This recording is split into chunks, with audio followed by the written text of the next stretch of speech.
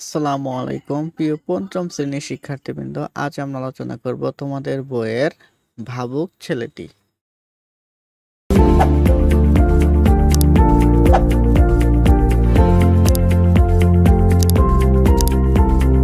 ছেলেটি তেমন দুরন্ত নয়, বয়স 10-11 হবে। পড়াশোনায় সে ভালো, খেলাধুলাও করে, তবে সময় পেলে গাছগাছালি পর্যবেক্ষণ করে। রোদ বৃষ্টির ব্যাপারটাও সে দেখে। আকাশে মেঘ ডাকে, বিদ্যুৎ চমকায়, বাজ পড়ে। কেন এমন হয়? অবাক বিস্ময়ে সে ভাবে। ঝড়ে গাছপালা ভেঙে গেলে বাবাকে প্রশ্ন করে, আচ্ছা বাবা, গাছ ভেঙে গেলে ওদেরকে কাটলে ব্যথা পায় না? ছেলের কথা শুনে মা হাসেন। বাবা কিন্তু হাসলেও ছেলের প্রশ্নের জবাব দেওয়ার চেষ্টা করেন। ওর বাবা ম্যাজিস্ট্রেট ছিলেন, আগে স্কুলে শিক্ষকতা করেছেন। ছেলেটির বাবার বাড়ি বিক্রমপুরের রাডিখাল গ্রামে, তবে তার জন্ম ময়মনসিংহে 1858 সালের 30শে নভেম্বর। ওর পড়াশোনায় হাতেখড়ি হয়েছিল বাড়িতেই। তারপর ময়মনসিংহে স্কুল শিক্ষার ধাপ শেষ করে ভর্তি হয় কলকাতায়। 1874 সালে সে সেন্ট বেবিয়াস স্কুল থেকে কৃতিত্বের সঙ্গে প্রবেশিকা পরীক্ষা পাশ করে। 1878 সালে সে এফএ পরীক্ষাতেও কৃতিত্বের সাথে উত্তীর্ণ হয়। তারপর 1880 সালের বিজ্ঞান শাখায় বিএসসি পাশ করে বিলেতে যায় ডাক্তারি পড়তে। সেই ছেলেটি বড় হয়ে বাঙালি বিজ্ঞানী হিসেবে প্রথম জগৎজোড়া খ্যাতি অর্জন করে। সেই ভাবুক ছেলেটি পরবর্তীকালে হয়ে ওঠেন বিজ্ঞানী জগদীশচন্দ্র বসু।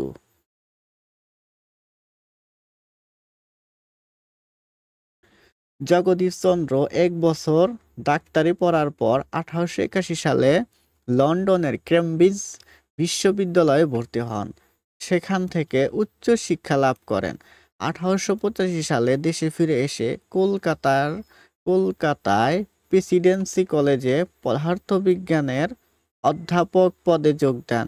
সেখানে তখন ভারতবর্ষ শাসন করত ইংরেজরা। এ সময় একজন ইংরেজ অধ্যাপক এদেশীয় একজন অধ্যাপকের চেয়ে অনেক বেশি বেতন পেতেন। জগদীশচন্দ্র অস্থায়ীভাবে চাকরি করেছিলেন বলে তার বেতন আরও 1 ভাগ কেটে নেওয়া হয়। এর প্রতিবাদে তিনি দীর্ঘ 3 বছর বেতন না নিয়ে কর্তব্য পালন করেন। শেষ পর্যন্ত ইংরেজ সরকার তাকে স্বীকৃতি দিতে বাধ্য হন। সকল বকেয়া পরিশোধ করে তাকে চাকরিতে স্থায়ী করা হয়। ধীরে ধীরে তিনি বিজ্ঞানী জগদীশচন্দ্র বসু হয়ে ওঠেন। লন্ডন বিশ্ববিদ্যালয় তাকে ডিএসসি ডিগ্রি প্রদান করে। জগদীশচন্দ্র বসু নানা বিষয়ে গবেষণা করেছেন। তিনি দেখিয়েছেন যে উদ্ভিদ ও প্রাণীর জীবনের মধ্যে অনেক মিল আছে। 1895 সালে তিনি অতি ক্ষুদ্র তরঙ্গ সৃষ্টি আবিষ্কার করেন। কেন তার ছাড়া তরঙ্গ এক স্থান থেকে অন্য স্থানে প্রেরণে সফলতা অর্জন করেন। কোনো তার ছাড়া তরঙ্গ এক স্থান থেকে অন্য স্থানে প্রেরণে সফলতা অর্জন করেন। তারই প্রয়োগ ঘটেছে আজকের বেতার, টেলিভিশন, রাডার সহ বিশ্বের অধিকাংশ তথ্যের আদান প্রদান এবং মহাকাশ যোগাযোগের ক্ষেত্রে। কিন্তু জীবনদশায় তিনি তার এই সাফল্যর স্বীকৃতি পাননি। তার করা পরীক্ষাগুলো ইউরোপীয় বিজ্ঞানীদের চমকে দেয়। তার পাণ্ডিত্যপূর্ণ বক্তৃতা শুনে বিখ্যাত বিজ্ঞানী অলিভার লজ ও লর্ড কেলভিন তাকে বিলেতে অধ্যাপনা করার জন্য আমন্ত্রণ জানান, কিন্তু দেশের কল্যাণের জন্যই তিনি নিজ দেশে ফিরে আসেন। তিনি তার আশ্চর্য সব আবিষ্কার দেখে বিখ্যাত বিজ্ঞানী আইনস্টাইন বলেছিলেন, জগদীশচন্দ্র বসু এতগুলো আবিষ্কার না করে যদি একটি আবিষ্কারও করতেন, তবু তার জন্য আমাদের মূর্তি স্থাপন করতে হতো। জগদীশচন্দ্র বাংলা ভাষাতেও অনেক লিখেছেন। বিশেষ করে শিশুদের জন্য। অনেকের মতে তার লেখা নিরুদ্দেশের কাহিনী বাংলা ভাষায় লেখা প্রথম বৈজ্ঞানিক কল্পকাহিনী। এটি পরে পলাতক তুফান নামে তার অব্যক্ত নামক বইয়ে ছাপা হয়।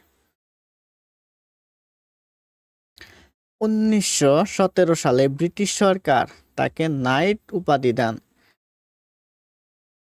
তাই উপাধি সহ তার নাম হয় স্যার জগদীশ চন্দ্র বসু।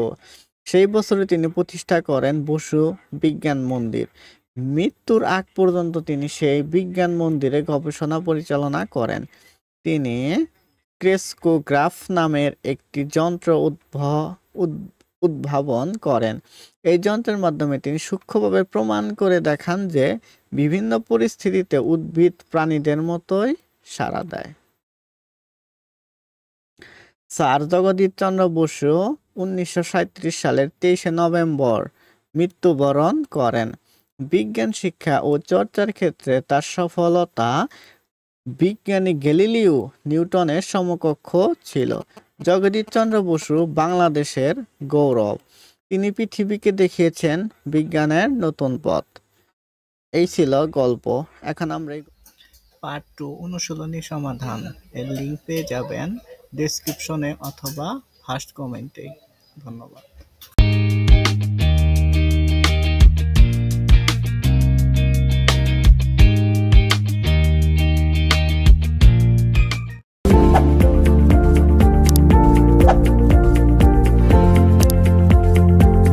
অনুশীলনী 1 নম্বর রয়েছে শব্দগুলো পাঠ থেকে খুঁজে বের করি ও অর্থ বলি। আমরা দেখি এখানে কি কি রয়েছে। পরীক্ষণ, পাণ্ডিত্যপূর্ণ, এফে, বৈজ্ঞানিক কল্পকাহিনী, প্রবেশিকা। পরীক্ষণ, পরীক্ষণ শব্দের অর্থ দোষ, গুণ বা যোগ্যতা যাচাই। পাণ্ডিত্যপূর্ণ শব্দের অর্থ জ্ঞান বা অভিজ্ঞতা পূর্ণ। এফএ অর্থাৎ ফাইনাল আর্টস, আজকের উচ্চ মাধ্যমিক সার্টিফিকেট পরীক্ষার সমতুল্য। বৈজ্ঞানিক কল্পকাহিনী, এক প্রকার কল্পকাহিনী আছে যা বিজ্ঞানকে প্রধান করে লেখা হয়, তাকে বলা হয় বৈজ্ঞানিক কল্পকাহিনী। প্রবেশিকা, আজকের মাধ্যমিক স্কুল সার্টিফিকেট পরীক্ষা। প্রবেশিকা পাস করলে কলেজে প্রবেশ করা যেত, তাই নাম হয়েছিল প্রবেশিকা অর্থাৎ এসএসসি বর্তমানের। তো 2 নম্বর রয়েছে ঘরের ভিতরে শব্দগুলো খালি জায়গায় বসিয়ে বাক্য তৈরি করো।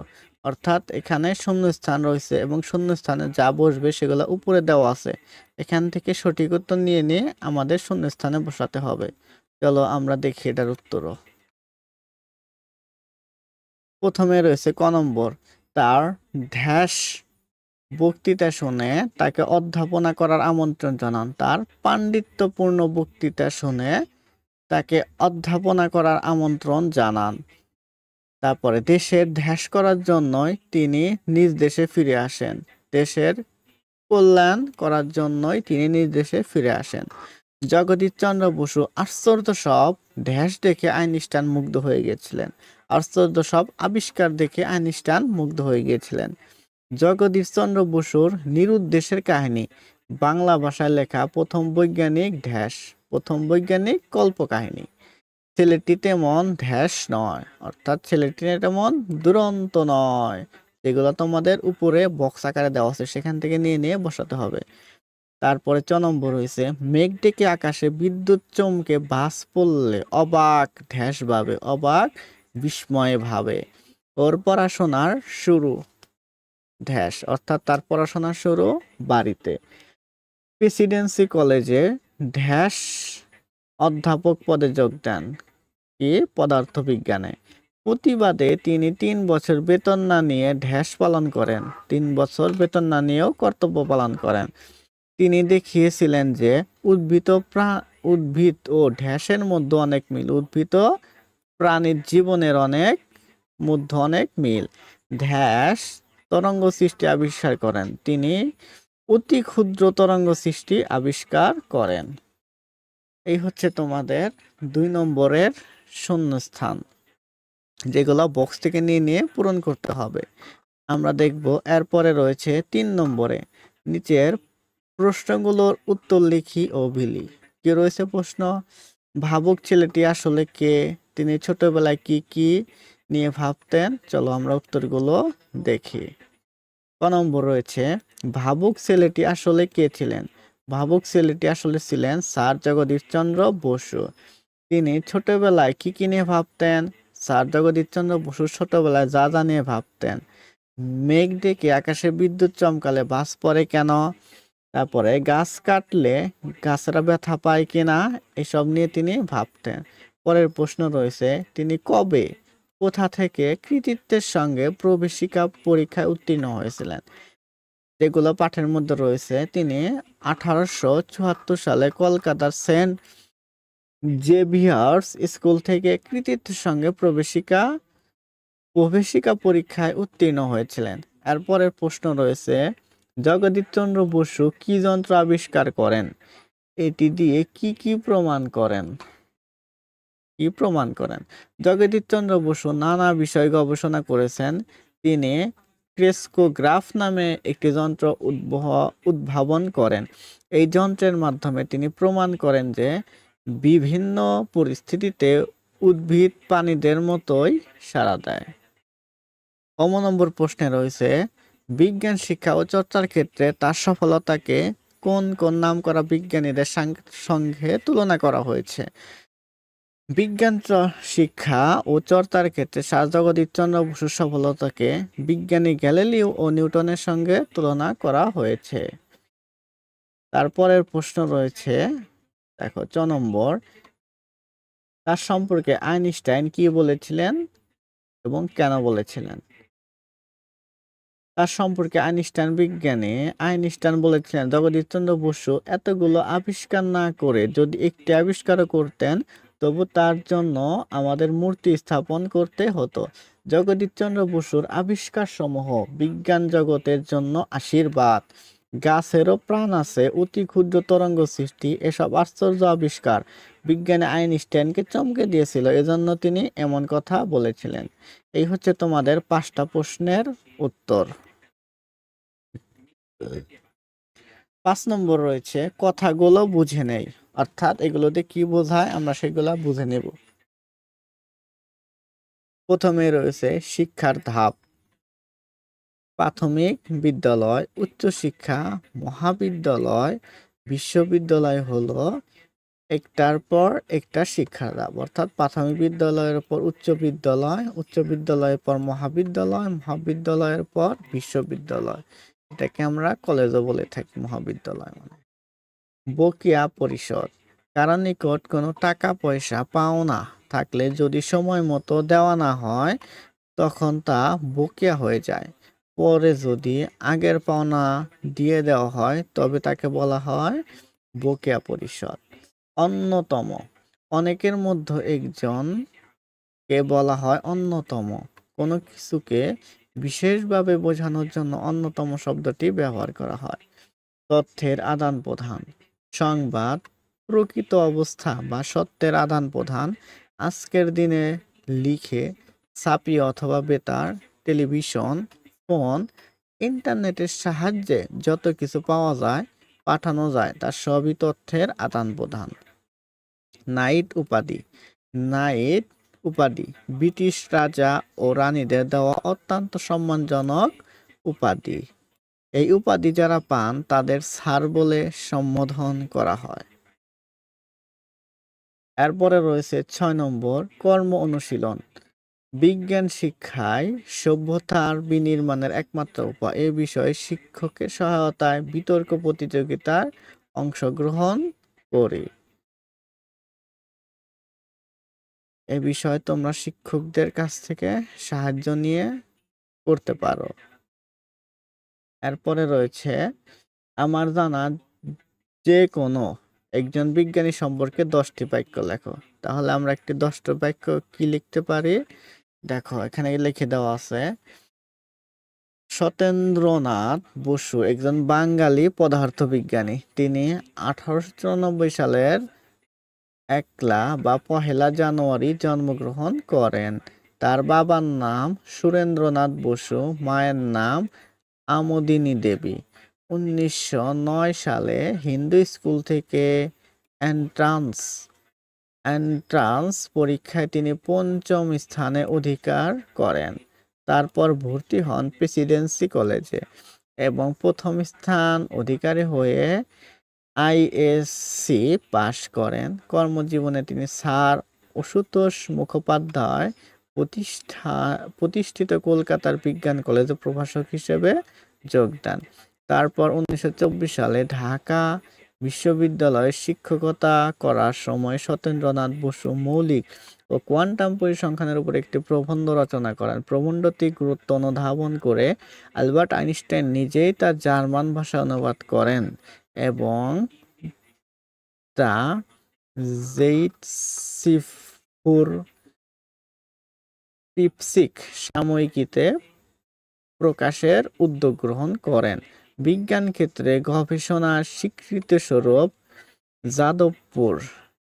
যাদবপুর বিশ্ববিদ্যালয় সত্যেন্দ্রনাথ বসুকে সম্মানসূচক ডক্টরেট ডিগ্রি প্রদান করেন। বিশ্বভারতীয় বিশ্ববিদ্যালয় তাকে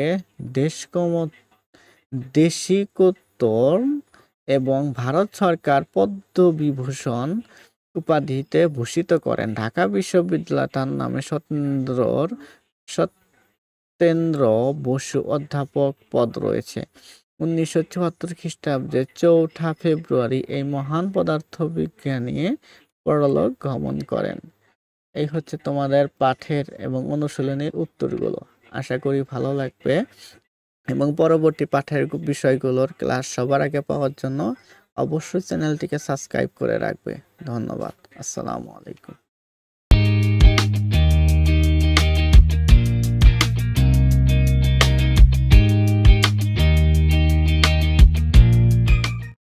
আসসালামু আলাইকুম প্রিয় পঞ্চম শ্রেণীর শিক্ষার্থীবৃন্দ, আজ আমরা আলোচনা করব তোমাদের বইয়ের পাঠ 2টি সম্পর্কে।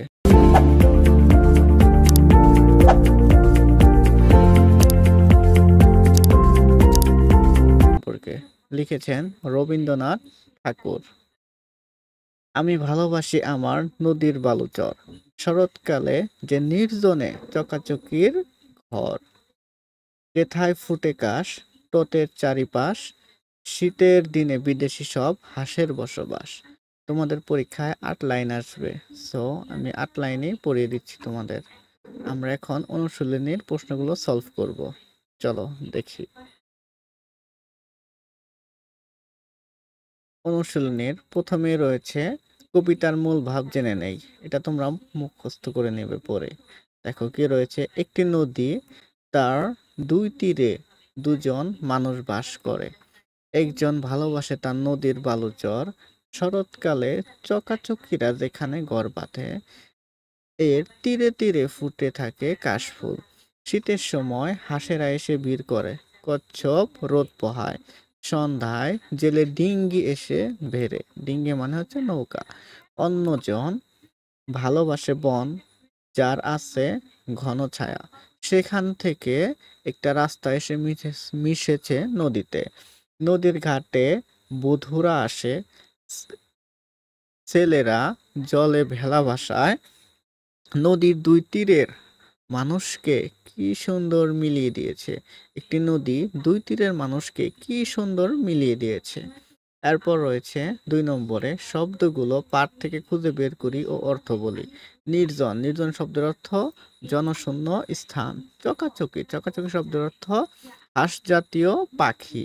টট, টট শব্দের অর্থ কি নদীর তীর। তারপর রয়েছে ডিঙ্গি, ডিঙ্গি শব্দের অর্থ এক ধরনের নৌকা। আচ্ছাদন অর্থ ঢাকনি বা ছাউনি। রেণুবন অর্থ বাঁশবন। এরপরে রয়েছে 3 নম্বর, ঘরের ভিতরের শব্দগুলো খালি জায়গায় বসিয়ে বাক্য তৈরি করে, অর্থাৎ শূন্যস্থান পূরণ করতে হবে উপরের বক্স থেকে শব্দগুলা নিয়ে এসে। প্রথমে রয়েছে ক নম্বর, এলাকাটি এত ঢ্যাস যে গা ছমছম করে। এলাকাটি এত নির্জন মানে জনশূন্য যে গা ছমছম করে। নদীর ধারে ঢ্যাস দল বেঁধে উড়ে বেড়ায়, অর্থাৎ চকাচকি দল বেঁধে উড়ে বেড়ায়। তারপর রয়েছে গ্রামের ছোট ছোট নদীগুলো দিয়ে মানুষ ধ্যাস করে নদী পার হয় কি দিয়ে? নৌকা দিয়ে। নৌকা মানে কি? ডিঙ্গি দিয়ে নদী পার হয়। নদীর দু ঢ্যাস প্রতি বছর মেলা বসে। নদীর দু তটে প্রতি বছর মেলা বসে। নদীর তীরে বট গাছটি বর্ষাকালে মানুষ ঢ্যাস হিসেবে ব্যবহার করে। বর্ষাকালে মানুষ এটি আচ্ছাদন হিসেবে ব্যবহৃত করে। নদীর ধারে গজিয়ে ওঠা দেশ বাতাসে দুলে। নদীর ধারে গজিয়ে ওঠা রেণুবন বা বাঁশবাগান বাতাসে দুলতে থাকে। এরপরে রয়েছে ৪ নম্বরে নিচের কথাগুলো বুঝে নেই। তুমি ভালোবাসো তোমার ওই ওপারের বন, যেথায় গাথা ঘন ছায়া পাতার আচ্ছাদন। তো এই কথা দিয়ে আমরা কি বুঝি? দেখো এখানে উত্তর দিয়ে দিয়েছি। কথাগুলোর মাধ্যমে নদীর অপর পারের একজন মানুষ বন ও ঘন ছায়া ভালোবাসার কথা বলা হয়েছে। গাছপালার পাতায় ঘেরা ঘন ছায়াময় বনটি তার ভালো লাগে। সেখানকার প্রকৃতির সৌন্দর্য মনোরম বলেই বলেই বনের প্রতি তার এ ভালোবাসা। এরপর রয়েছে ৫ নম্বর প্রশ্নগুলোর উত্তর বলি ও লিখি।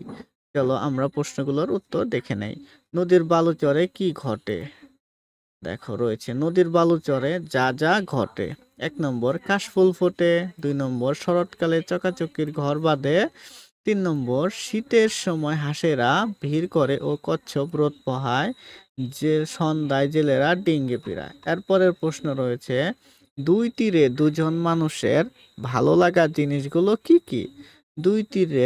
দুই তীরে কবিতায় দুজন মানুষের রয়েছে দুই পারের প্রতি ভালোবাসা। একজন নদীর বালুচর কাশফুল শরৎকালের পাখি ভালোবাসে। অন্যজন ভালোবাসে ঘন ছায়া রেণুবন আর নদী তীরের কর্মব্যস্ত মানুষ। এরপরে রয়েছে প্রশ্ন নম্বর গ ঘাটে বধুর মেলা বলতে কি বোঝানো হয়েছে? ঘাটে বধুর মেলা বলতে সারাদিন গায়ের বধূদের নানা রকম কাজে নদীতে আনাপোনার কথা বলা হয়েছে। দুই তীরে কবিতায় ওই পারের বনটি কেমন? দুই তীরের কবিতায় নদীর ওই পারের বনটি গাছের পাতার ঘন আচ্ছাদনে ঘেরা। বন থেকে বাঁকা গলি নদী অবধি চলে যায়। সে পথের দুপাশে বাঁশবাগান যেন পরস্পর জড়াজড়ি করে আছে। ৯ নম্বর প্রশ্ন সকাল সন্ধ্যায় ছেলের দল কি করে? সকাল সন্ধ্যায় ছেলের দল নদীর বুকে বেলায় চড়ে ভেসে বেড়ায়। এই হচ্ছে তোমাদের ৫টা প্রশ্নের উত্তর। এরপরে কি রয়েছে? এই কবিতাটি আবৃত্তি করে এটা তোমার শিক্ষকের সহায়তায় পড়ে নেবে। ৭ নম্বর রয়েছে কর্ম অনুশীলন। শূন্য স্থানের কথা বসে একটি কবিতা বা ছড়া লেখার চেষ্টা করি। দেখো এখানে একটা বড় ঢ্যাস দিয়ে শেষে শব্দ দিয়েছে বাঁশ। তাহলে এখানে একটা কোন বাক্য বসাইলে একটা কবিতার মতো শোনাবে। তাহলে আমরা দেখো উত্তর দিয়ে দিছি ঝরঝর ঝরছে আষাঢ়ের মাস নদীর পারে গলাগলি করে আছে বাঁশ। সে নদীর বুক জুড়ে জেগে আছে চর, সেই দিকে মুখ করে আমাদের ঘর। আষাঢ়ের বাদলাতে সজীবে মন তরতাজা সকলকে বেড়ে ওঠে বন। এরপরে রয়েছে কবি পরিচিতি। রবীন্দ্রনাথ ঠাকুর। বিশ্বকবি রবীন্দ্রনাথ ঠাকুর কলকাতা জোড়াসাঁকোর ঠাকুর পরিবারে 1861 খ্রিস্টাব্দে 7ই মে 1288 বাংলা সনের 25শে বৈশাখ জন্মগ্রহণ করেন। অর্থাৎ ইংরেজি 1861 খ্রিস্টাব্দে, বাংলায় 1268। তিনি শুধু কবি নন, কথা সাহিত্যিক, নাট্যকার, দার্শনিক, গীতিকার, সুরস্রষ্টা, চিত্রশিল্পী, সমাজসেবী ও শিক্ষাবিদ। তার রচনা ভান্ডার বিশাল। 1913 সাল খ্রিস্টাব্দে রবীন্দ্রনাথ ঠাকুর সাহিত্যে নোবেল পুরস্কার লাভ করেন। গীতাঞ্জলি কাব্যের জন্য নোবেল পুরস্কার পান। 1941 খ্রিস্টাব্দে 7ই আগস্ট বাংলায় 1348 বাংলা সনের 22 শ্রাবণ তিনি মৃত্যুবরণ করেন। এই ছিল এই পাঠ সম্পর্কে। পরবর্তী পাঠের ভিডিওটি দেখতে অবশ্যই আমাদের চ্যানেলকে সাবস্ক্রাইব করবে এবং ভালো লাগলে অবশ্যই লাইক দিয়ে পাশে থাকবে এবং তোমাদের মন্তব্যটি অবশ্যই জানিয়ে যাবে। ধন্যবাদ। আসসালামু আলাইকুম।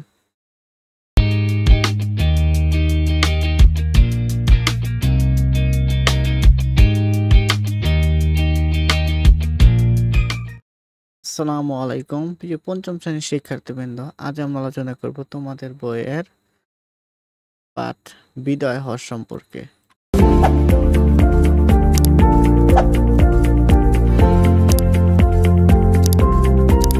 বিদায় হজ 10ম হিজরি। আরব দেশের অনেকেই তখন ইসলাম ধর্ম গ্রহণ করেছেন। মহানবী হযরত মুহাম্মদ সাল্লাল্লাহু আলাইহি ওয়াসাল্লাম মানুষের কাছে পৌঁছে দিয়েছেন সত্য, ন্যায় ও মানবতার বাণী। ইসলামের এই বাণী তখন দিকে দিকে ছড়িয়ে পড়েছে। 10ম হিজরির হজের সময় এসে গেল। মহানবী হযরত মুহাম্মদ সাল্লাল্লাহু আলাইহি ওয়াসাল্লাম অন্তরের গভীরে কাবার আহ্বান অনুভব করলেন। তিনি স্থির করলেন সাহাবীদের সঙ্গে নিয়ে হজ পালন করবেন। এই সংবাদ চারদিকে দ্রুত ছড়িয়ে পড়ল। জিলকাদ মাস। নবীজির সাল্লাল্লাহু আলাইহি ওয়াসাল্লামের কাছে সমবেত হয়েছেন হাজার হাজার মানুষ। তাদের ইচ্ছা নবীজির সাল্লাল্লাহু আলাইহি ওয়াসাল্লামের সঙ্গে হজ পালন করবেন। জিলকাদ মাসের শেষ দিকে মহানবী সাল্লাল্লাহু আলাইহি ওয়াসাল্লামের সঙ্গে তারা মক্কার পথে যাত্রা করলেন। যারা তাকে কখনো দেখেনি তারাও এই মহামানবকে একবার দেখার জন্য কাবা শরীফে এলেন। আরব দেশের নানা স্থান থেকে সেবার প্রায় 2 লক্ষ মানুষ হজ পালন করতে আসেন। আরাফাতের ময়দানে এত বিপুল সংখ্যক মানুষ দেখে মহানবী সাল্লাল্লাহু আলাইহি ওয়াসাল্লাম মন আনন্দে ভরে গেল। এত মানুষ, এরা সবাই ইসলাম ধর্ম গ্রহণ করেছেন। জাবালে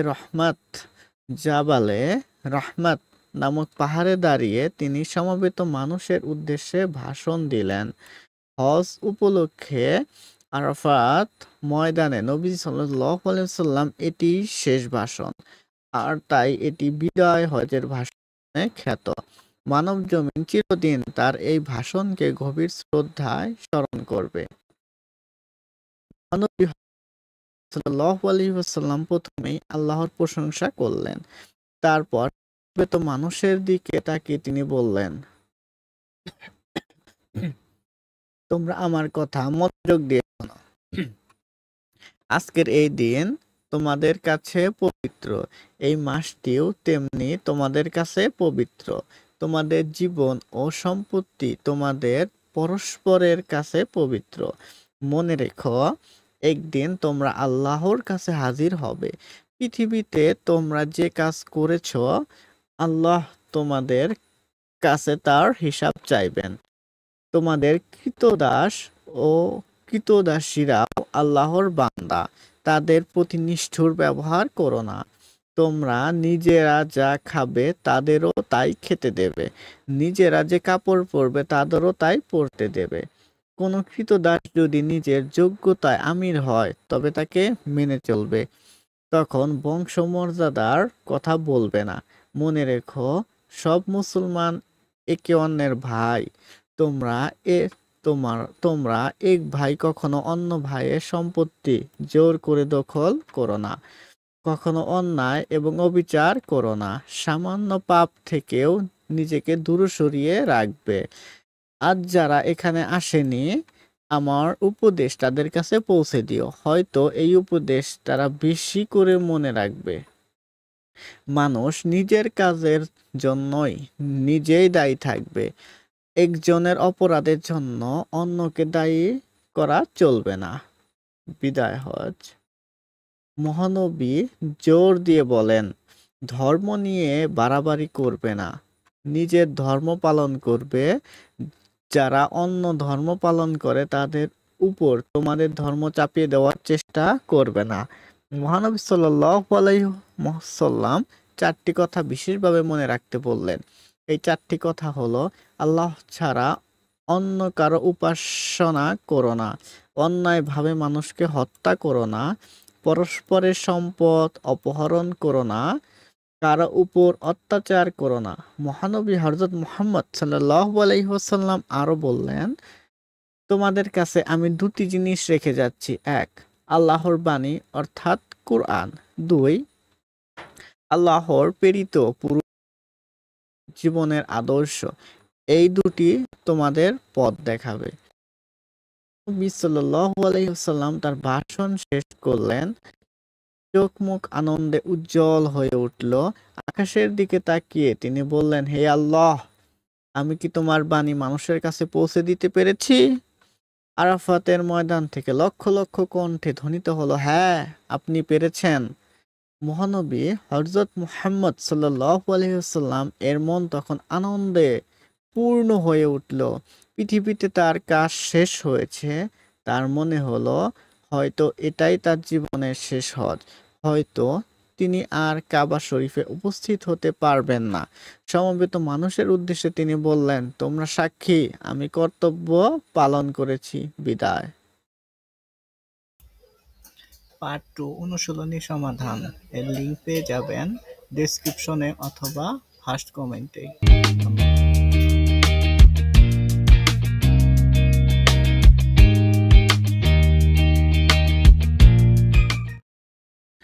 এরপর রয়েছে অনুশীলনীর প্রশ্ন।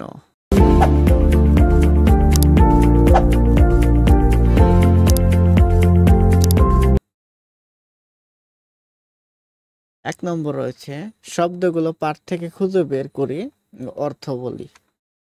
চলো আমরা উত্তরগুলো দেখে নেই।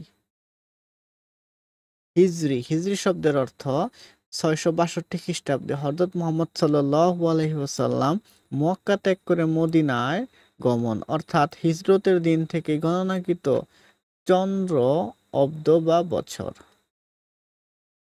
এরপর রয়েছে হজ। হজ জিলহজ মাসের 9 তারিখে নির্দিষ্ট স্থানে ইহরাম বেঁধে মক্কার অদূরবর্তী আরাফাত ময়দানে অবস্থান এবং পরে কাবার তওয়াফ সংবলিত ইসলামিক অনুষ্ঠান। মহানবী আল্লাহর পয়গম্বর রাসূল প্রেরিত পুরুষদের মধ্যে শ্রেষ্ঠ জেনে শেষ নবী হযরত মুহাম্মদ সাল্লাল্লাহু আলাইহি ওয়াসাল্লামকে মহানবী হিসেবে আখ্যায়িত করা হয়। কাবা শরীফ মক্কায় অবস্থিত বিখ্যাত আল্লাহর ঘর, যা মুসলমানদের কিবলা। আরাফাত মক্কা থেকে প্রায় 1200 মাইল পূর্বে অবস্থিত প্রসিদ্ধ ময়দান। ভাষণ। ভাষণ শব্দের অর্থ বক্তৃতা, বিবৃতি ও উক্তি। বান্দা, গোলাম, দাস ও একান্তবাধ্য। আমির শব্দের অর্থ বড়লোক, ধনী, সম্পদশালী, সম্ভ্রান্ত মুসলমান, মুসলমানদের শাসকের উপাধি। উপাসনা অর্থ কি? ইবাদত, আরাধনা, আল্লাহর ধ্যান। কৃতদাস অর্থ কেনা গোলাম, মূল্য দিয়ে যে ভৃত্যকে যাবজ্জীবনের জন্য কেনা হয়। জিলকাত আরবি বছরের একটি মাসের নাম। এ হচ্ছে 1 নম্বরের শব্দের অর্থ। 2 নম্বর রয়েছে, ঘরের ভিতরে শব্দগুলো খালি জায়গায় বসিয়ে বাক্য তৈরি করা, অর্থাৎ শূন্য স্থানে তোমাদেরকে সঠিক উত্তর বসিয়ে পূরণ করতে হবে। দেখো, দশম ড্যাশ হজের সময় এসে গেছে। উত্তর দেখে নেই। দশম হিজরি ছিল মহানবী ইসলামের বিদায় হজ। তাদের ইচ্ছা মহানবী সাল্লাল্লাহু আলাইহি ওয়াসাল্লামের সঙ্গে ধ্যাস পালন করবে। মহানবী সাল্লাল্লাহু আলাইহি ওয়াসাল্লামের সাথে হজ পালন করবে। ধ্যাস হযরত মুহাম্মদ সাল্লাল্লাহু আলাইহি ওয়াসাল্লাম প্রথমেই আল্লাহর প্রশংসা করলেন। তাহলে কে? মহানবী হযরত মুহাম্মদ সাল্লাল্লাহু আলাইহি ওয়াসাল্লাম। যারা তাকে কখনো দেখেনি তারাও এই মহামানবকে একবার দেখার জন্য ধ্যাস এলেন। একবার দেখার জন্য কোথায় এলেন? কাবা শরীফ এলেন। তারপরে দেখো, ধ্যাস ময়দান থেকে লক্ষ লক্ষ কণ্ঠে ধ্বনিত হলো, হ্যাঁ, আপনি পেরেছেন। অর্থাৎ কোন ময়দান থেকে? আরাফাত ময়দান থেকে। তারপর রয়েছে ধ্যাস। কোনো ধ্যাস যদি নিজের যোগ্যতা আমির হয় তাকে মেনে চলো, অর্থাৎ কোনো কৃতদাস যদি আমির হয় তাহলে তাকে মেনে চলো। এই হচ্ছে তোমাদের 2 নম্বরের শূন্যস্থান। 3 নম্বর রয়েছে প্রশ্নগুলোর উত্তর বলি ও লিখি। দেখো এখানে 6টা প্রশ্ন রয়েছে। চলো উত্তরগুলো আমরা দেখে নেই। প্রথম প্রশ্ন রয়েছে হিজরি কোন সালে বিদায় হজ অনুষ্ঠিত হয়? হিজরি 10 সালে বিদায় হজ অনুষ্ঠিত হয়। আরাফার ময়দানে লক্ষ লক্ষ মানুষ দেখে নবী সাল্লাল্লাহু মনে কেমন হয়েছিল?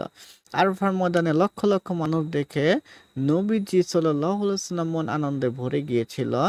এতে মানুষ ইসলাম ধর্ম গ্রহণ করেছে দেখে এত মানুষ ইসলাম ধর্ম গ্রহণ করেছে দেখে তিনি অত্যন্ত খুশি হয়েছিলেন।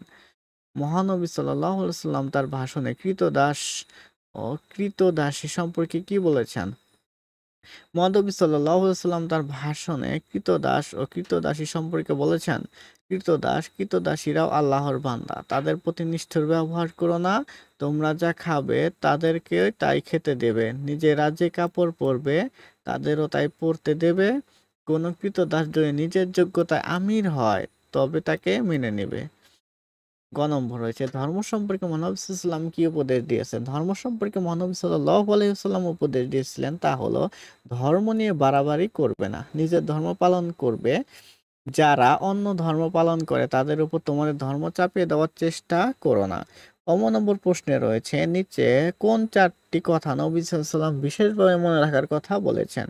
যে 4টি কথা মহানবী সাল্লাল্লাহু আলাইহি ওয়াসাল্লাম বিশেষভাবে মনে রাখতে বলেছেন তা হলো 1 নম্বর আল্লাহ ছাড়া অন্য কারো উপাসনা করো না, অন্যায়ভাবে মানুষকে হত্যা করো না, পরের সম্পদ অপহরণ করো না, কারো উপর অত্যাচার করো না।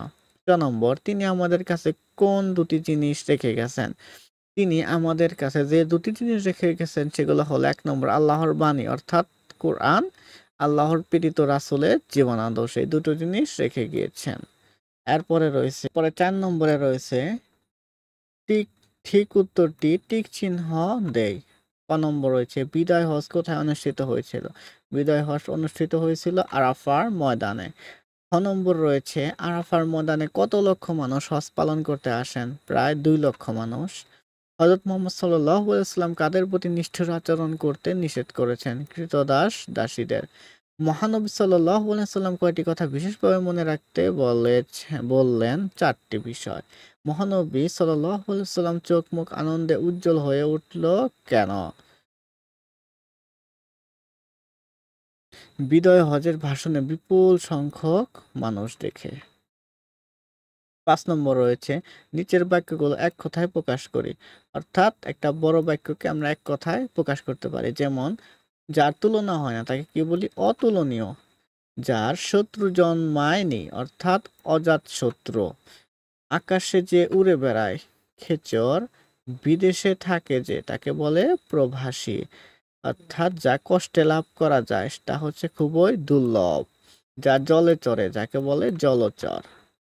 6 নম্বর রয়েছে বিরাম চিহ্নগুলো চিনে নেই। বিরাম চিহ্নের নাম এবং চিহ্নের আকৃতি। দেখো কমা হচ্ছে এরকম, সেমিকোলন উপরে একটা ফুটা এবং নিচে কমা, দাড়ি একটা দাগ, জিজ্ঞাসাবোধক বস্যির কাল, বিস্ময়বোধক চিহ্ন একটা দাগ, নিচে হচ্ছে ফোঁটা, এটাই হচ্ছে বিস্ময়বোধক চিহ্ন।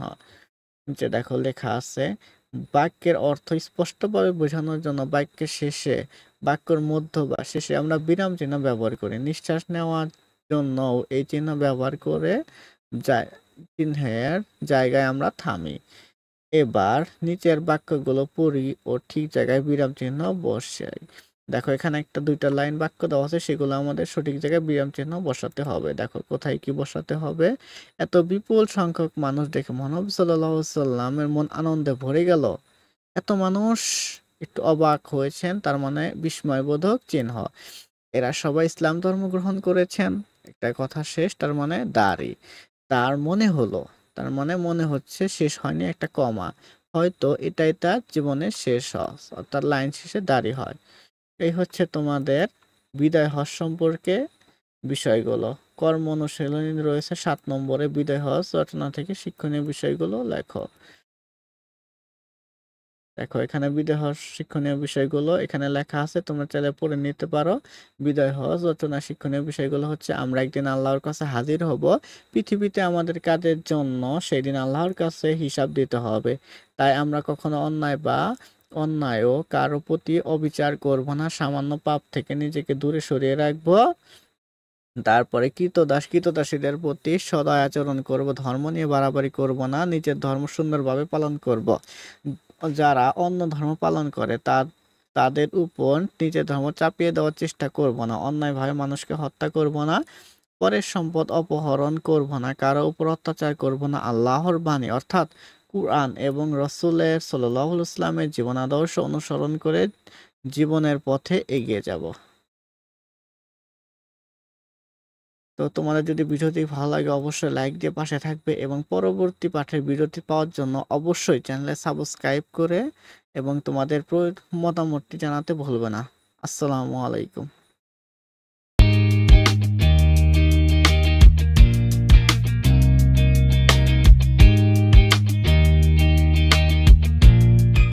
আসসালামু আলাইকুম। পঞ্চম শ্রেণীর শিক্ষার্থীবৃন্দ, আজ আমরা আলোচনা করব তোমাদের বইয়ের জলপরী ও কাঠুরের গল্প সম্পর্কে।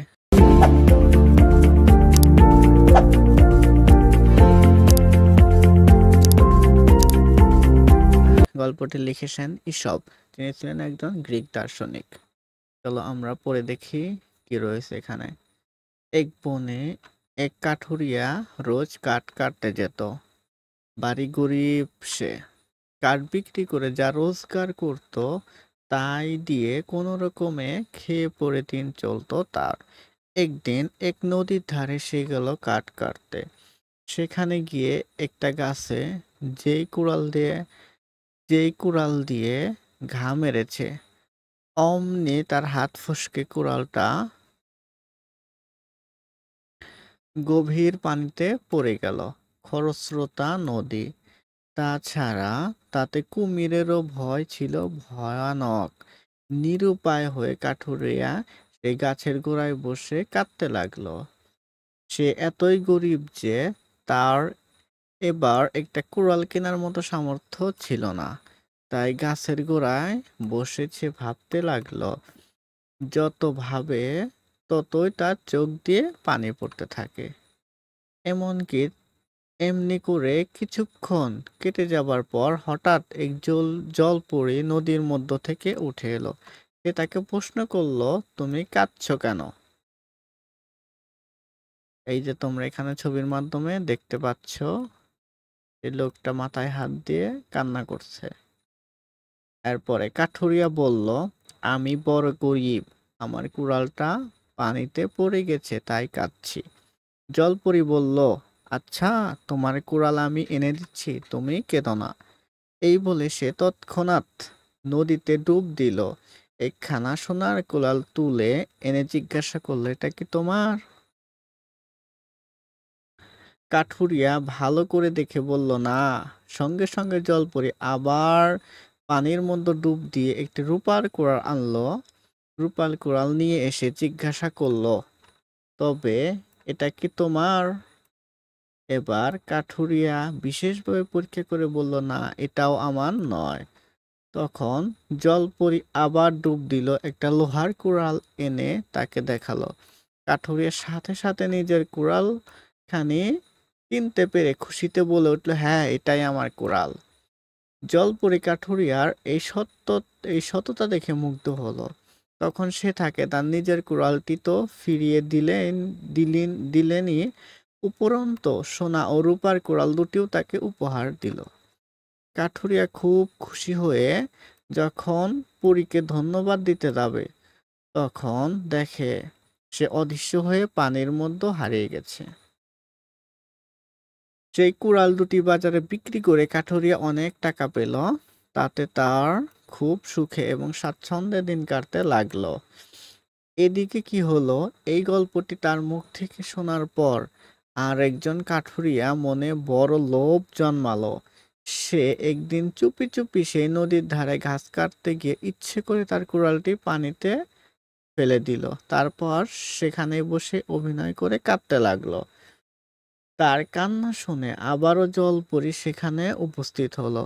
পূর্বের মতোই আবারও প্রথমে একটি সোনার কুড়াল তুলে এনে সে জিজ্ঞাসা করলো, এটা কি তোমার? সূর্যের আলো পড়ে সোনার কুড়াল ঝলমল করে উঠল। তাই দেখে কাঠুরিয়ার চোখ দুটি লোভে চকচক করে উঠল। সঙ্গে সঙ্গে বলে ফেলল, হ্যাঁ, এটাই আমার। তৎক্ষণাৎ জলপরি টুপ করে সেখানে ডুব দিয়ে কোথায় জানি চলে গেল, আর উঠল না। লোভী কাঠুরিয়া হায় হায় করতে লাগলো। সে নিজের কপাল নিজে চড় মারতে মারতে বলল, হায়, কেন মিথ্যা কথা বলতে গেলাম। তাই তো আমার এমন শাস্তি হলো। সোনা ও রূপার কুড়াল পাওয়া দূরে থাক, নিজের যে লোহার কুড়ালটি ছিল তাও হারালাম। অনুশীলনী। অনুশীলনীর প্রশ্নের মধ্যে 1 নম্বরে রয়েছে জেনে নেই। অর্থাৎ এই পাঠের মূল ভাব, সৎ মানুষকে সবাই ভালোবাসে, সততার পুরস্কার পাওয়া যায়। লোভ মানুষকে পতনের দিকে নিয়ে যায়, লোভী মানুষকে কেউ পছন্দ করে না। কথায় বলে, লোভে পাপ, পাপে মৃত্যু। এটাই হচ্ছে এই পাঠের মূল অংশ। এরপরে রয়েছে 2 নম্বরে, নিচের শব্দগুলোর অর্থ জেনে নেই। কুড়াল। কুড়াল শব্দের অর্থ কি? কুঠার বা কাঠ কাটার অস্ত্র। কাঠুরিয়া অর্থাৎ কুঠার দিয়ে গাছ বা কাঠ কাটা যার পেশা তাদের বলে কাঠুরিয়া। জলপরি, পানিতে বসবাসকারী পাখাযুক্ত কল্পনিক সুন্দরী নারী, অর্থাৎ এগুলো কল্পনায়।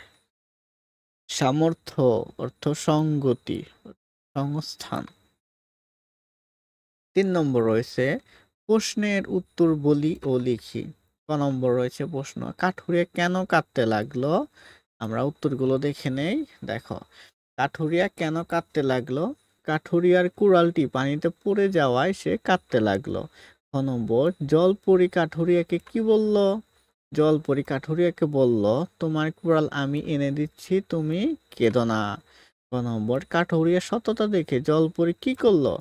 কাঠুরিয়ার সততা দেখে জলপরি মুগ্ধ হয়ে তার কুড়াল ফেরত দিল, সাথে সোনা ও রূপার কুড়াল দুটিও তাকে উপহার হিসাবে দিল।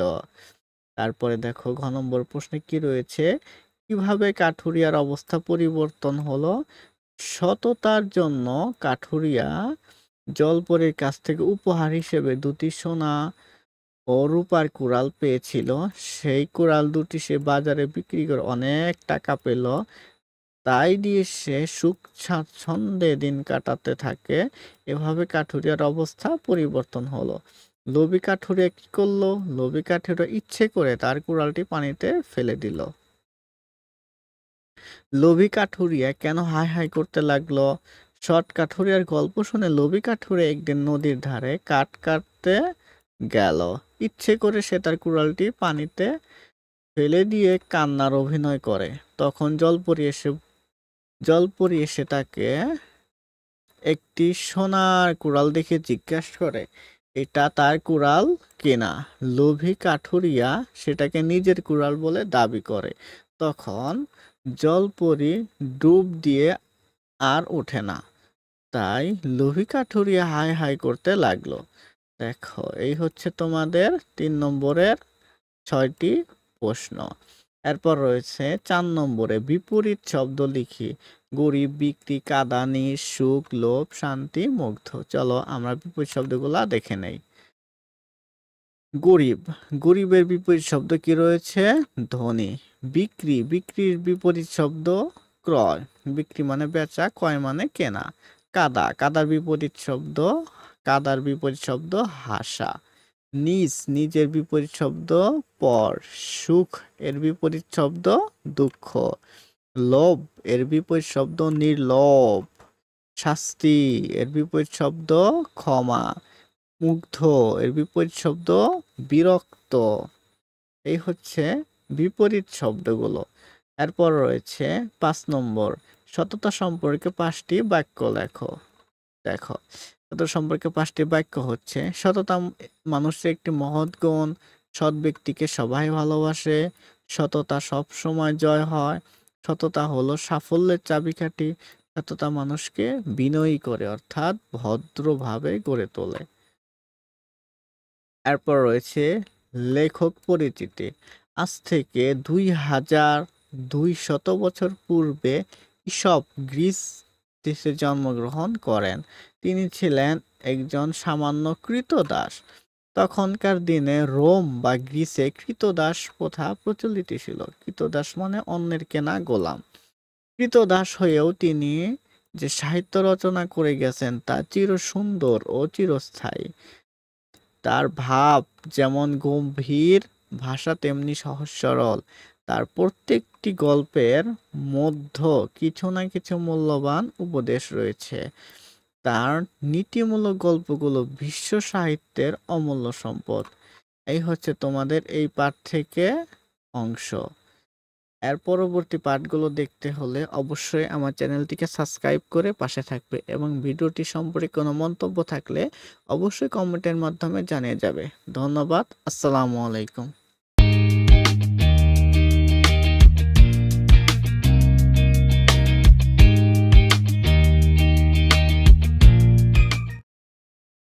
আসসালামু আলাইকুম প্রিয় পঞ্চম শ্রেণীর শিক্ষার্থীবৃন্দ, আজ আমরা আলোচনা করব তোমাদের বইয়ের কবিতা নোলক সম্পর্কে এবং নোলকের অনুশীলনী সম্পর্কে।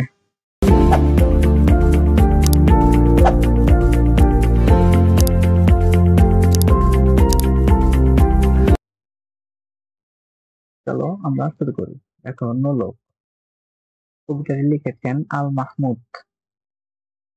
আমার মায়ের সোনাল নোলক হারিয়ে গেল শেষে, কোথায় খুঁজি সারা বাংলাদেশে। নদীর কাছে গিয়েছিলাম, আছে তোমার কাছে, হাত দিও না, আমার শরীর ভরা বোয়াল মাছে। বলল কেঁদে তিতাস নদী, হরিণ বেড়ের বাঁকে, কাদা পালক বকরা যেথায় পাক ছড়িয়ে থাকে। জল ছাড়িয়ে দল হারিয়ে গেলাম বনের দিকে, সবুজ বনের হরিণ দিয়ে করে যে ঝিকমিক। বনের কাছে এই মিনতি, ফিরিয়ে দেবে ভাই, আমার মায়ের গহনা নিয়ে ঘরকে যেতে চাই। তোমাদের পরীক্ষায় 8 লাইন আসবে, তোমাদের এইটুকু পড়লেই যথেষ্ট। আমরা এখন কবিতার বাকি অংশ দেখব, অর্থাৎ অনুশীলনী। দেখো অনুশীলনী 1 নম্বর রয়েছে কবিতাটির মূল ভাব জেনে নেই। অনন্য সুন্দর বাংলাদেশের প্রকৃতি, মায়ের নোলক হারিয়ে যাওয়ার গল্প বলতে বলতে কবি যেন এই প্রকৃতির সৌন্দর্যকে তুলে ধরেছেন। আমাদের চোখের সামনে ছবির মতো ধরা দিয়েছে এদেশের নদী, পাখি, ফুল, বন ও পাহাড়। কবি তার মায়ের হারিয়ে যাওয়া নোলক খুঁজে বেড়ান সারা বাংলাদেশে। অন্ধকার রাত নেমে এলেও কবি ঘরে ফিরতে চান না। কিন্তু কেউই বলতে পারে না কোথায় হারিয়ে গেছে তার মায়ের নোলক। মূলত নোলক খুঁজতে খুঁজতে কবি আমাদের চিনিয়ে দিয়েছেন গ্রাম বাংলার সবুজ ও স্নিগ্ধ প্রকৃতিকে। 2 নম্বর রয়েছে পাঠ থেকে শব্দগুলো খুঁজে বের করি ও অর্থগুলো, অর্থাৎ শব্দের অর্থ আমরা দেখে নেই। নোলক শব্দের থেকে বিশেষ ধরনের অলংকার। হেথায় শব্দের অর্থ এখানে। কোথায় শব্দের অর্থ ওখানে। যেথায় শব্দের অর্থ যেখানে। হরিৎ শব্দের অর্থ সবুজ। মিনতি শব্দের অর্থ অনুরোধ। তারপর রয়েছে ঘরকে শব্দের অর্থ ঘরে। পাখালি অর্থ নানা জাতের পাখি। সাধারণ গতানুগতিক। কিনবেছি অর্থাৎ পড়েছি। আহার শব্দের অর্থ খাবার। তারপর রয়েছে ধোপা শব্দের অর্থ মাথার পেছনে গোজা করে বাঁধা চুল। খোপা অর্থ মাথার পেছনে গোছা করে বাঁধা চুল।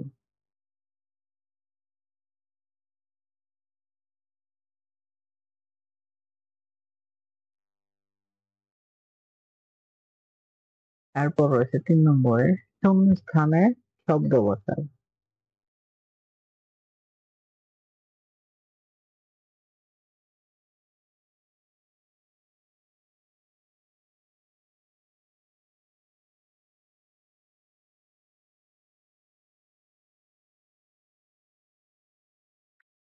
তিন নম্বর রয়েছে শূন্যস্থানে শব্দ বসাই।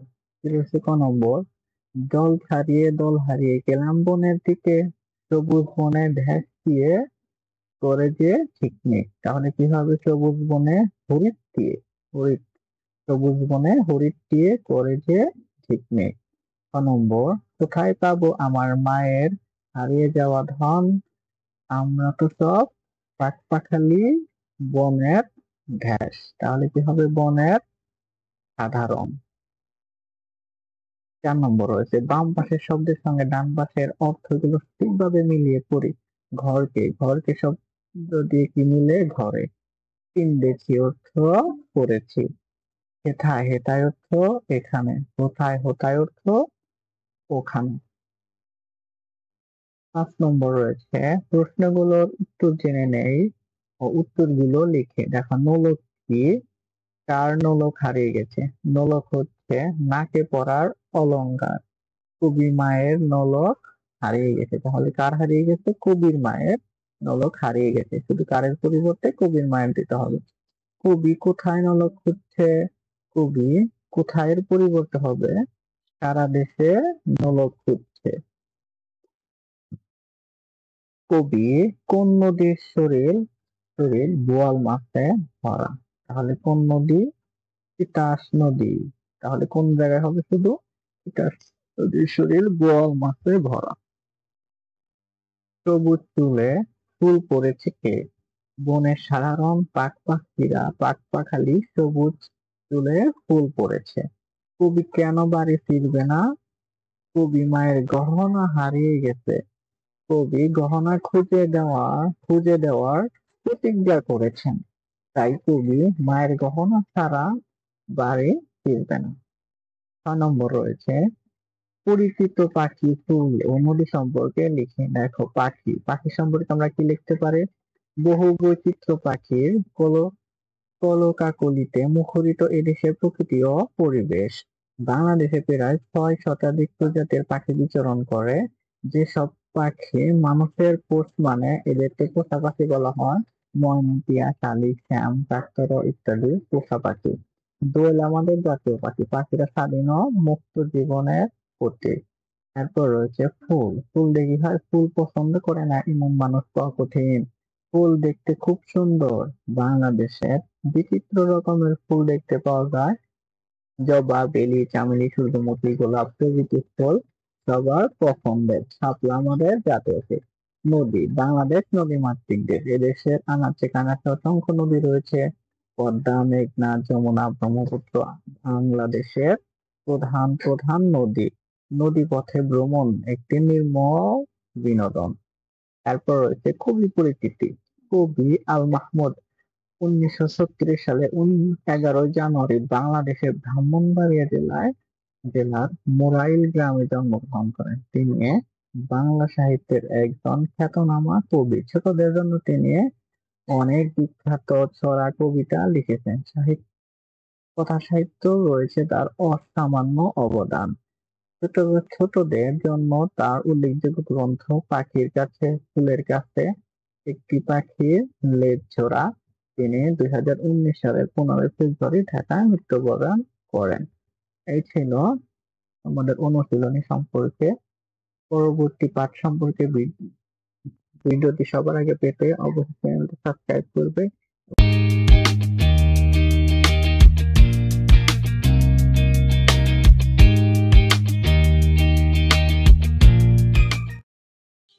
আসসালামু আলাইকুম, প্রিয় পঞ্চম শ্রেণীর শিক্ষার্থীবৃন্দ। আজ আমরা আলোচনা করব তোমাদের বাংলা বইয়ের কুমড়ো ও পাখির কথার অনুশীলনী সমাধান করব।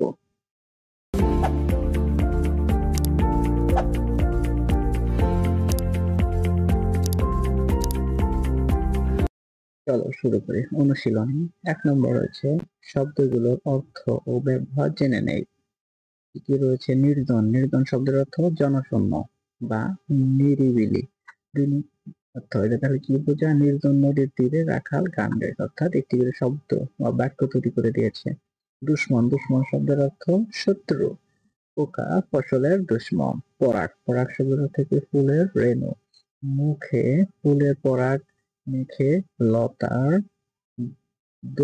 দোলনায় দুলবে। মুখে ফুলের পরাগ মেখে লতার দোলনায় দুলবে।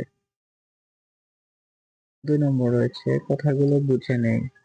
দেখো এগুলো কি বোঝায় সেগুলো বুঝতে হবে আমাদের। রোদ উঠেছে তো, এখন আমার যাওয়ার পালা। রোদ উঠলে শিশির শুকিয়ে যায়, সেই জন্য শিশির এ কথা বলেছে।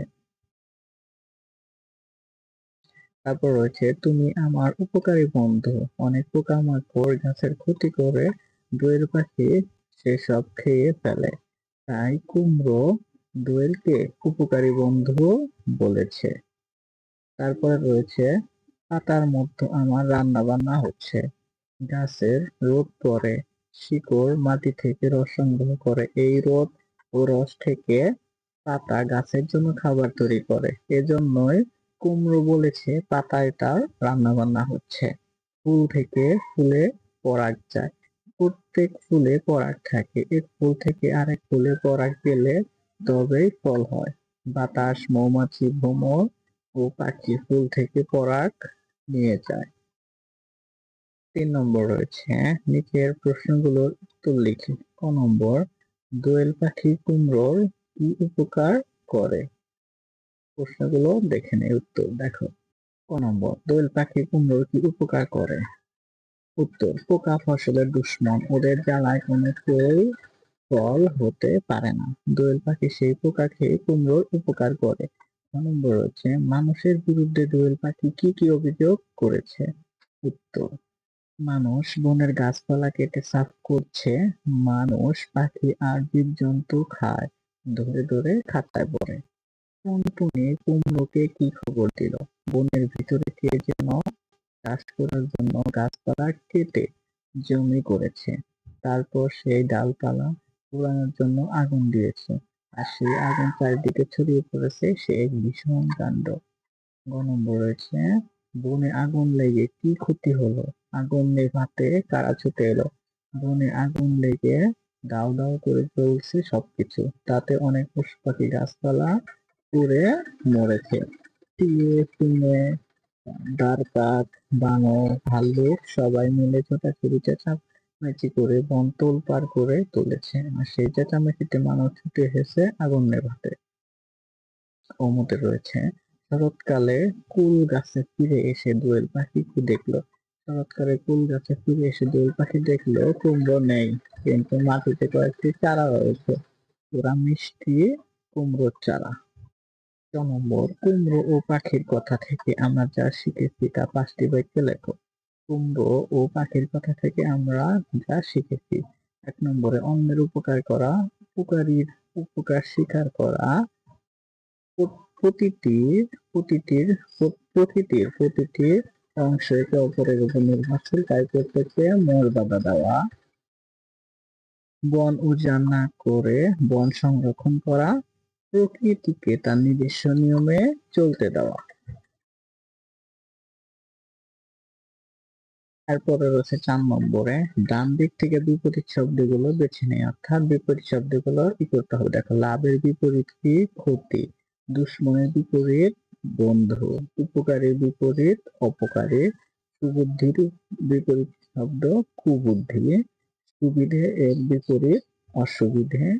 প্রশংসা এর বিপরীত নিন্দা। সুন্দরের বিপরীত হচ্ছে কুৎসিত। তোমাদের সুবিধার্থে এখানে উত্তর দিয়ে দেওয়া রয়েছে। 5 নম্বর রয়েছে এক কথায় বলি, অর্থাৎ অনেক বড় বাক্যকে আমরা এক কথায় কি বলি? সেটা যে উপকারীর উপকার স্বীকার করে তাকে বলে কৃতজ্ঞ, যে উপকারীর অপকার করে কৃতজ্ঞ, যে বেশি কথা বলে তাকে বলে বাচাল, অর্থাৎ আমরা বাচাল দিয়ে বুঝতে পারি যে সে বেশি কথা বলে। যে হিংসা করে সে হচ্ছে হিংসুক। এই হচ্ছে তোমাদের পাঠ। যদি ভালো লাগে অবশ্যই চ্যানেলটিকে সাবস্ক্রাইব করবে এবং পরবর্তী পাঠের জন্য অবশ্যই সাবস্ক্রাইব করে বেল বাটনটি ক্লিক করে রাখবে যেন সবার আগে দেখতে পাও। ধন্যবাদ। আসসালামু আলাইকুম।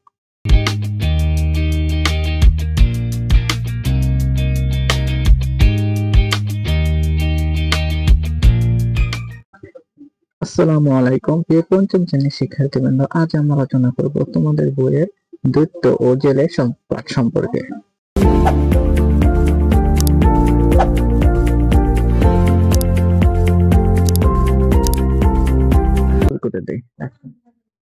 দৈত্য ও জেলে। এক নদীর ধারে বাস করত এক গরিব জেলে। সে প্রতিদিন নদীতে 5 বার করে জাল ফেলতো। এতে যে মাছ পেত তা বেচে তার সংসারের খরচ চালাতো। তাই ক্লেশে দিন গুজরান হতো আর তার। একদিন সকালে জেলে এসে নদীতে জাল ফেললো। প্রথমবার জাল টেনে দেখে একটিও মাছ পড়েনি জালে। জালে উঠল কেবল একটি মোটা গাছের গুঁড়ি। আবার জাল ফেললো সে। দ্বিতীয়বার জাল গুটিয়ে দেখলো একটা মরা গাধা জালে জড়িয়ে রয়েছে। জেলে আবার জাল ফেললো। তৃতীয়বার জাল গুটিয়ে এনে দেখে বিরাট মাটির জালা। বিষণ্ণ মনে জালাটাকে জাল থেকে বের করে সে নদীর ধারে কাত করে রাখলো। চতুর্থবার জালে উঠলো এক গাদা ভাঙ্গা হাঁড়ি কলস আর ছোট বড় কাচের টুকরো। দুঃখে হতাশায় জেলে এবার আকাশের দিকে মুখ করে বলল, খোদা, তোমার কি মর্জি জানি না, চারবার জাল ফেলে নসিবে কিছুই জুটলো না। এবার শেষ। তুমি দয়াময়, দেখো আমার ছেলে মেয়েদের যেন আজ অনাহারে না থাকতে হয়। এই বলে জেলে শেষবারের মতো জালটা পানিতে ছুঁড়ে মারলো। পঞ্চম ও শেষবার সে দেখলো একটা তামার জালা জালে আটকে আছে। জালাটার মুখে ঢাকনা দিয়ে আটকানো। তার মুখে কি যেন লেখা খোদাই করা রয়েছে। জেলে সামান্য লেখাপড়া জানতো। লেখাটা পড়ে দেখলো এটা দাউদের পুত্র সুলাইমানের নাম। জেলের বুকে এবারে কিছুটা আশা ফিরে এলো। সে ভাবলো সে ভাবলো এ যে দেখছি বাদশাহী জ্বালা, নিশ্চয় মণিরত্ন কিছু রয়েছে ভেতরে। খোদার দয়ায় এবার বুঝি নসিব ফিরল। জেলে নদীর পাড়ে পড়ে থাকা এক খণ্ড পাথর দিয়ে টুকটে টুকটে সাবধানে জ্বালার ঢাকনাটা সরিয়ে ফেলল। ব্যাস, সেই ঢাকনা সরে গেল, অমনি গল গল করে রাশি রাশি ধোঁয়া বেরিয়ে আসতে লাগলো ভেতর থেকে। জেলে চোখ বড় বড় করে ভয়ে একপাশে সরে দাঁড়ালো। দেখতে দেখতে সেই ধোঁয়ার কুণ্ডলী একটা অতিকায় দৈত্যে পরিণত হলো। দৈত্যের মাথাটা একটা বিশাল ঝুড়ির মতো। এক গাছেও চুল নেই সেই মাথায়। আগুনের গোলার মতো ভয়ঙ্কর দুটি চোখ আর মুখে শ্বেত পাথরের টুকরোর মতো দাঁত। দৈত্য বলল, সুলেমান ছাড়া আমি এই দুনিয়ায় কাউকে পরোয়া করি না, কারণ আল্লাহর পয়গম্বর স্বয়ং সুলাইমান। একটু থেমে দৈত্য হাত জোর করে আকাশের দিকে তাকিয়ে বিনীতভাবে বলল, মেহেরবান সুলেমান, দোহাই তোমার, আমাকে মেরে ফেলো না। আমি এক মুহূর্তের জন্য আর তোমার কথার অবাধ্য হব না। যা হুকুম করবে নত শিরে তাই তামিল করব। জেলে দৈত্যের কথা শুনে ততক্ষণে কিছুটা সামলে নিয়েছে নিজেকে। সাহস করে বলল, হে দৈত্য, বাদশাহ সুলাইমানের ভয়ে তুমি এমন কুঁকড়ে যাচ্ছ? সুলাইমান তো 1800 বছর আগে এই দুনিয়ার মায়া কাটিয়ে বেহেশতে চলে গেছেন। তুমি কি এমন অন্যায় কাজ করেছিলে যার জন্য সুলাইমান তোমাকে জ্বালাটার মধ্যে পুরে রেখেছিল? জেলের কথা শুনে দৈত্য হা হা করে এমন জোরে হেসে উঠল যে শব্দে জেলের কানে তালা লেগে যাবার অবস্থা। হাসি থামিয়ে দৈত্য বলল, আল্লাহ ছাড়া আর কারো উপরেই আমার সামান্য আস্থা নেই। তার কাছ থেকে তোমার জন্য জব্বর একটা খবর নিয়ে এসেছি। জেলে সাহস করে জিজ্ঞেস করল, কি সে জব্বর খবর? তুমি দয়া করে আমাকে বলো। দৈত্য হাসতে হাসতে বলল, মৃত্যু তোমার খবর, আর সেই মৃত্যু হবে এক ভয়ঙ্কর উপায়ে। মৃত্যুর কথা শুনে ভয়ে ভয়ে জেলের মুখ শুকিয়ে গেল। সে কাঁপতে কাঁপতে কোন রকমে বলল, ভাই দৈত্য, আমি তো কোনো অন্যায় কাজ করিনি, তাহলে তুমি কেন আমাকে মারতে চাইছো? গতকাল তুমি এই জ্বালাটার মধ্যে বন্দী হয়েছিলে, নড়াচড়া করতে না পেরে কতই না কষ্ট পাচ্ছিলে। আমি তোমাকে মুক্তি দিয়েছি। এটাই যদি আমার অন্যায় হয়ে থাকে, আর তার জন্যই যদি আমাকে জান দিতে হয়, তবে আমার আর কিছু বলার নেই। দৈত্য যেন জেলের কথা শুনতেই পেল না, বলল, বল, তুমি নিজেই বল। বলো, বলল, বলো, তুমি নিজেই বলো, কিভাবে মরতে চাও। জেলে এবারে হাত জোড় করে বলল, মরতে আমার ভয় নেই, কিন্তু আমার অন্যায়টা কি তা বলবে তো? কেন তুমি আমাকে মারতে চাইছো? দৈত্য এবারে বলল, তোমার গোস্তাকি কি শুনবে? বদনসিব জেলে, তাহলে শোনো বলছি। আমার নাম সখর অল জিন। আমি বাদশাহ সুলাইমানের গোলাম ছিলাম। আমার এমনই ক্ষমতা ছিল যে দুনিয়ার কাউকেই পরোয়া করতাম না। একদিন বাদশাহর হুকুম তামিল করতে অস্বীকার করে বসলাম। এতে রেগে গিয়ে বাদশাহ শায়েস্তা করার জন্য তার লোকজন দিয়ে আমাকে একটা তামার জ্বালায় পুড়ে তার মুখ বন্ধ করে দিল। তারপর বাদশাহের মোহর খোদাই করে দিল জ্বালাটার মুখে। আমি জ্বালার ভেতর বন্দী হয়ে গেলাম। বাদশাহ এরপর জ্বালাটাকে নদীতে ফেলে দিল। নদীর তলায় বন্দি কাটাতে লাগলাম। কাটতে লাগলো আমার দিন। অনেক একদিন শপথ করলাম, যদি 400 বছরের মধ্যে কেউ আমাকে বন্দিদশা থেকে মুক্তি দেয়, তবে আমি তাকে অগাধ ধনরত্ন দিয়ে খুশি করব। কিন্তু আমার এত দুর্ভাগ্য যে কেউ আমাকে মুক্তি দিল না। নদীর তলায় এক এক করে 400 বছর বহু কষ্টে কাটলো আমার। তারপর আমি আবারও শপথ করলাম, যে আমাকে এই জ্বালা থেকে উদ্ধার করবে তাকে 3টি বর দেব। যা সে যা সে চাইবে তাই পাবে। কিন্তু শুয়ে শুয়ে 300 বছর পার হলো, কারো দেখা পেলাম না। এবারে আমার মেজাজ বিগড়ে গেল। রেগে দুঃখে অপমানে শপথ করে বসলাম, আমাকে যে মুক্তি দিবে সেই হতচ্ছাড়াকে আমি কতল করব। শতাব্দীর পর শতাব্দী গেল, কেউ উদ্ধার করতে এলো না। এভাবেই দিন কেটে যাচ্ছিল। কত বছর কাটলো তার আর হিসেব রাখতে পারলাম না। ভাগ্যের ফলে এবারে তুমি এসে হাজির হলে, আমাকে মুক্তি দিলে। কিন্তু তুমি ডেকে আনলে নিজের মৃত্যু। শেষবারের মতো সুযোগ দিচ্ছি, তুমি নিজেই বেছে নাও কিভাবে মরতে চাও। দৈত্যের কাহিনী শুনে জেলে বুঝতে পারলো আজ আর তার রক্ষা নেই। মৃত্যু ভয়ে ভীত হলেও জেলের বুদ্ধি হারালো না। হঠাৎ তার মাথায় একটা বুদ্ধি খেলে গেল। সে বলল, ভাই, আমি কিছুতেই বিশ্বাস করতে পারছি না যে তোমার এত বড় শরীরটা কেমন করে এই জ্বালার মধ্যে ছিল। সত্যি বলছো কি মিথ্যা বলছো তা তুমিই জানো, কিন্তু আমি হলফ করে বলতে পারি, তোমাকে দেখলে এ কথা কেউই বিশ্বাস করবে না। জেলের কথা শোনা দৈত্য দাঁত কড়মড় করে মেঘের গর্জন করে বলল, কি, আমি মিথ্যা কথা বলছি? এই যা এই জ্বালার মধ্যে আমি থাকতে পারি না? বেশ, মরার আগে জেনে নাও, দৈত্য মিথ্যা কথা বলে না। কথাগুলো বলে অহংকারী দৈত্য চোখের পলকে দোয়ার কুণ্ডলি পাকিয়ে জ্বালাটার ভেতর ঢুকে গেল।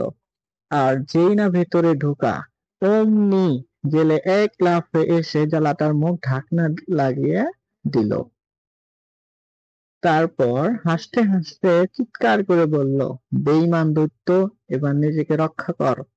তোর প্রতিজ্ঞা দিয়ে আবার শতাব্দীর পর শতাব্দী জলে ডুবে থাক, দেখবো এবারে কে তোকে রক্ষা করে।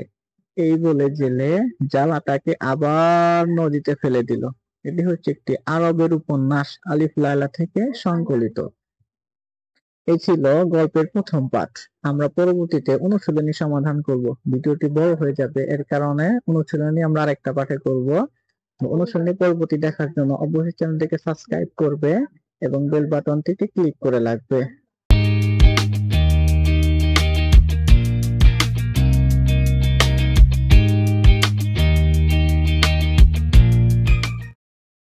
আসসালামু আলাইকুম, প্রিয় পঞ্চম শ্রেণীর শিক্ষার্থীবৃন্দ। আজ আমরা ভিডিওটি দ্বিতীয় পাঠে আলোচনা করব দৈত্য ও জেলে গল্পের অনুশীলনের সমাধান।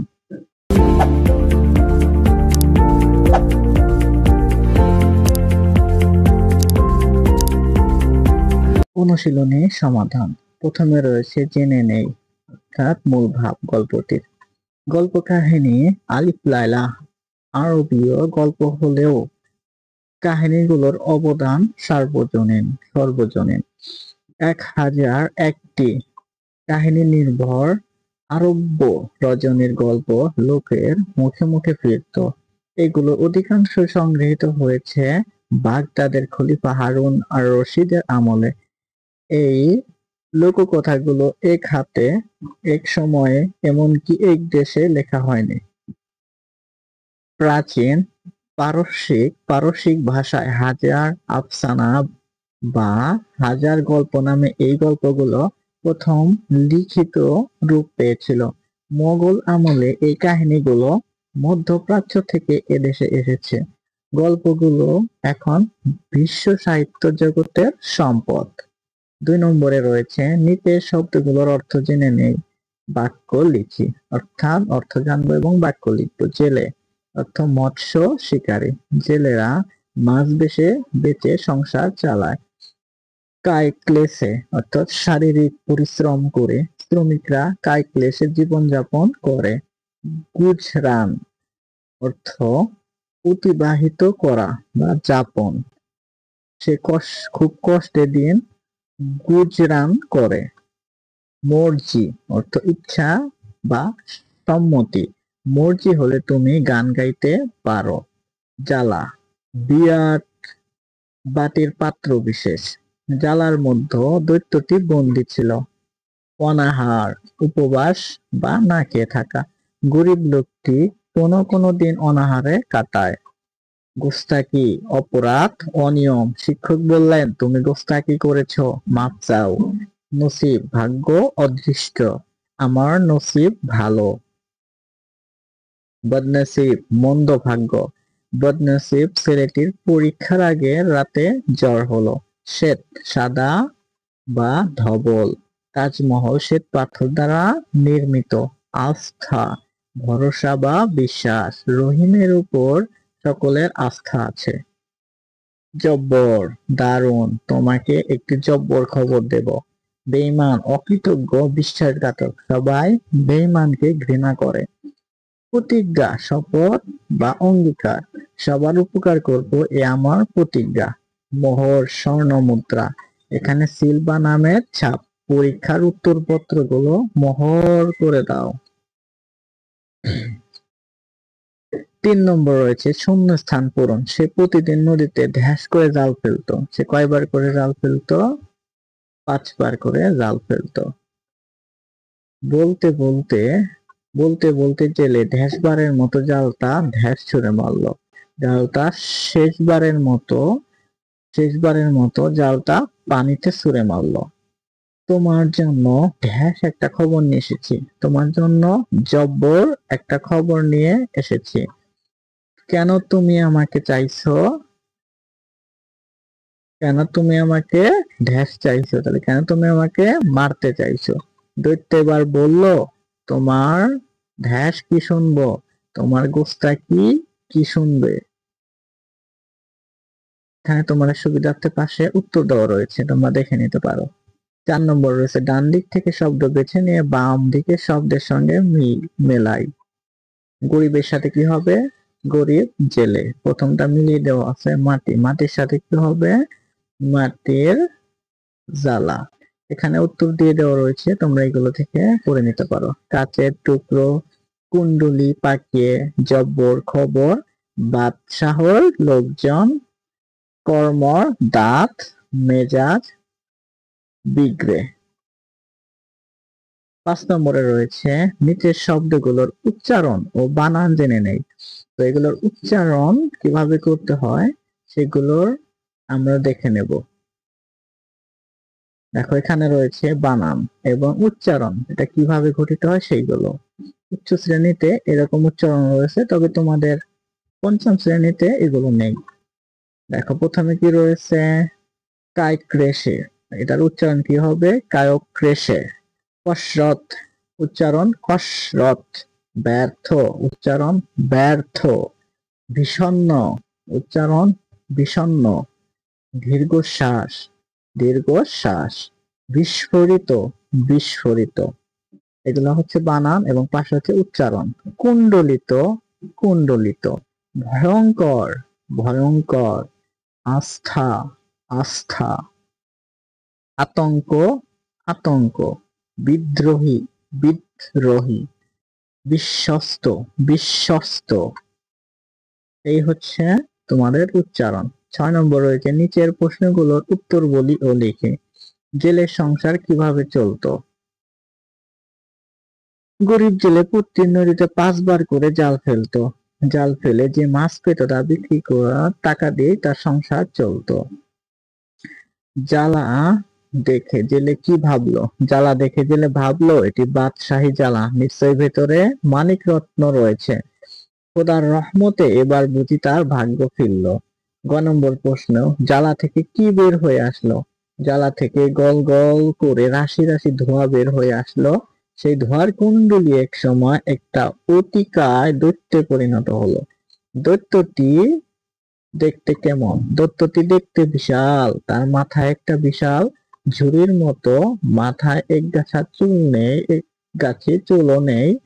চোখ দুটি ভয়ঙ্কর আগুনের গোলার মতো, দাঁতগুলো শ্বেত পাথরের টুকরোর মতো। 9 নম্বর প্রশ্ন, বাদশাহ কেন দৈত্যকে বন্দী করেছিল? দৈত্যটি বাদশাহ সুলাইমানের গোলাম ছিল। সে একদিন বাদশাহের হুকুম তামিলে করতে অস্বীকার করে। এই কারণে বাদশাহ রেগে তাকে তামার জ্বালায় বন্দী করে। 4 নম্বর, দৈত্য কেন জেলেকে মারতে চেয়েছিল? দৈত্য জ্বালায় বন্দী হওয়ার পর শপথ করে 400 বছরের মধ্যে কেউ তাকে মুক্তি দিলে সে পুরস্কার দিবে, কিন্তু কেউ তাকে মুক্তি দেয়নি। এবার দৈত্য 3টি বর দেওয়ার শপথ করে, কিন্তু তারপর আরো 300 বছর পার হলেও কেউ তাকে তার মুক্তি মেলেনি। তাই রাগে দুঃখে অপমানে সে শপথ করে বলল যে তাকে মুক্তি দিবে সে তাকে কতল করবে। এরপরই জেলে তাকে মুক্তি করে, সেই জন্য জেলেকে মারতে চেয়েছিল। 6 নম্বর প্রশ্ন, জেলে কেমন করে দৈত্যের হাত থেকে নিজেকে রক্ষা করলো? মৃত্যুর কথা শুনে জেলে ভীত হলেও বুদ্ধি হারালো না। সে দৈত্যকে বলল, ভাই, আমি কিছুতেই বিশ্বাস করতে পারছি না তোমার এত বড় শরীর কেমনে এই জ্বালার ভিতরে ছিল।